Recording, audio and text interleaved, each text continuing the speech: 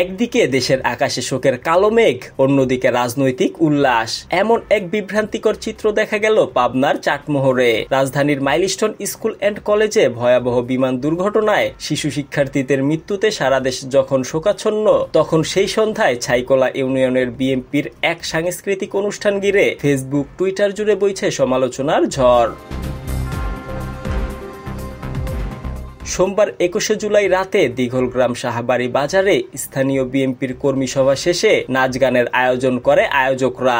বাইরে থেকে আনা হয় নারী শিল্পী, বসে আনন্দোৎসব। রাত 8টা থেকে 3টা পর্যন্ত চলে অনুষ্ঠান। তীব্র সাউন্ড সিস্টেমে কেঁপে ওঠে পুরো গ্রাম। এমন সময়ে এমন আয়োজন মেনে নিতে পারছেন না সচেতন মানুষজন।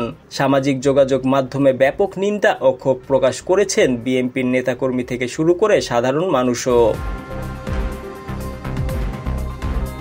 একজন লিখেছেন, জনগণের কষ্টে যার হৃদয় কাঁপে না, সে নেতা হওয়ার যোগ্য নয়। সমালোচনার মুখে পড়া ছাইকোলা ইউনিয়নের সাবেক চেয়ারম্যান আতাউর রহমান তোতা বলেন, আমরা নেতৃত্ববৃন্দ অনুষ্ঠান থেকে চলে যাওয়ার সময় সাংস্কৃতিক অংশ বাতিলের নির্দেশ দিয়েছিলাম, কিন্তু কিছু উঠতি বয়সী ছেলে কথা না শুনে অনুষ্ঠান চালিয়ে যায়। তবে জাতীয়তাবাদী সাংস্কৃতিক দলের উপদেষ্টা হাসানুল ইসলাম রাজা এটিকে নৈতিকতা ও মানবিকতার চরম লঙ্ঘন বলে আখ্যা দিয়েছেন।